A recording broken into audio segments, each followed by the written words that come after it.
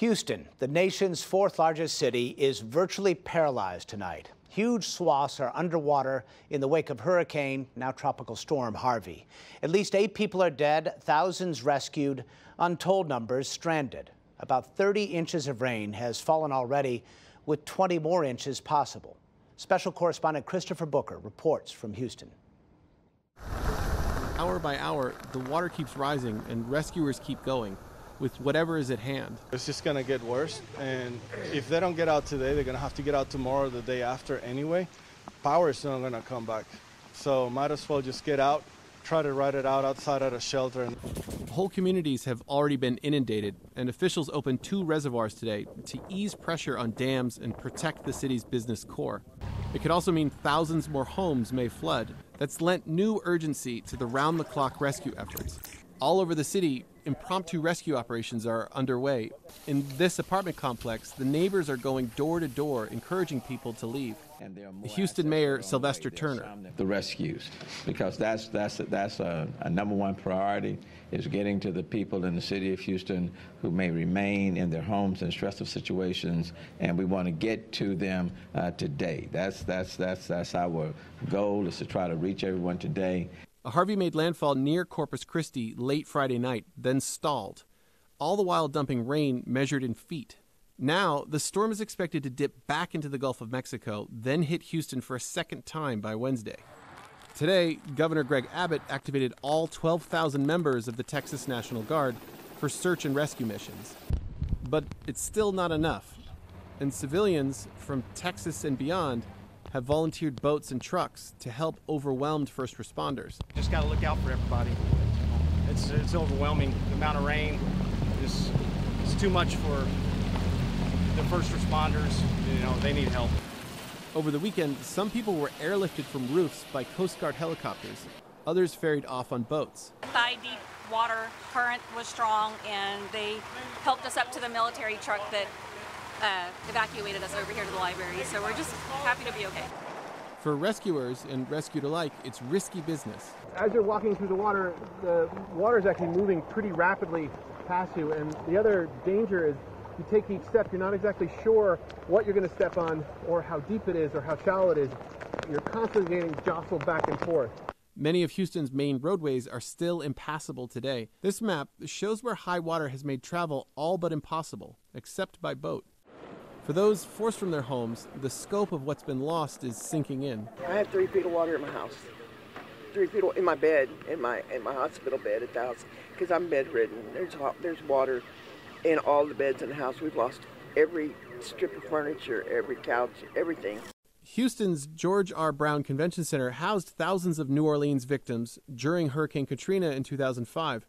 Now, the city's own residents are taking shelter there. City officials are defending their decision not to order evacuations. Francisco Sanchez, a spokesperson for the Harris County Office of Homeland Security, says it would have been worse if they evacuated everyone at once. Some of those questions or criticism, when you actually start looking at where that's coming from, aren't people from Texas and they aren't people from Harris County.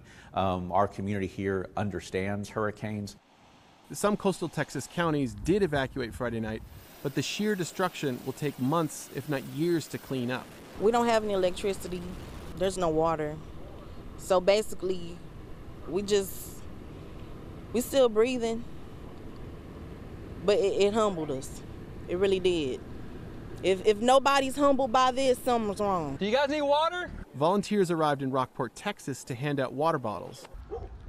President Trump monitored the situation from the White House, promising full federal support for the victims. I think that you're going to see very rapid action from Congress, certainly from the president, and you're going to get your funding.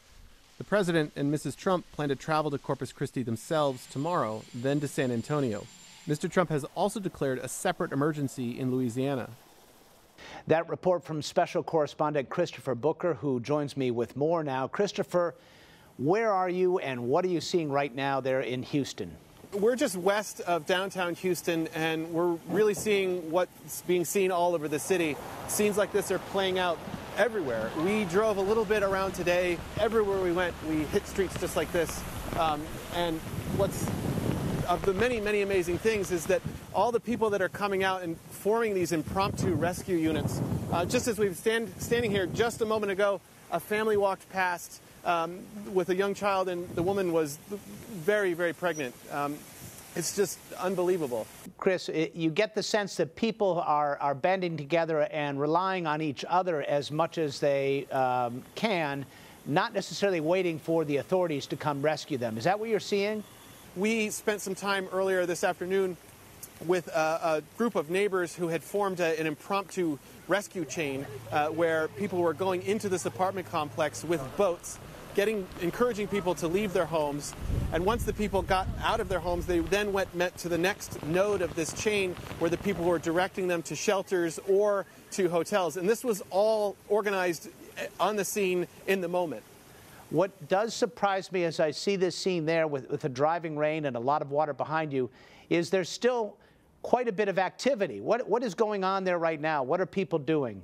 This scene is just like many of the other scenes throughout the city. People are coming up. We've seen a number of people launch their boats, and they've been taking the boats down through the flooded waters. That truck that just passed me says it's from the Ohio Task Force. So people are dispatching clearly from all over to go to different places. Just down the way, I'm not sure if you can actually see it here, but there's an 18-wheeler that's been stuck in the water, and there's a group of people walking toward it.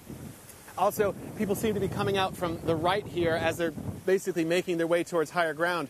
And just beyond my view, there's a higher spot where people who have walked out of the water are kind of walking up to what seems to be rides that have been arranged to pick them up. Special correspondent Christopher Booker in Houston. Christopher, you and your team, please be safe. Thank you.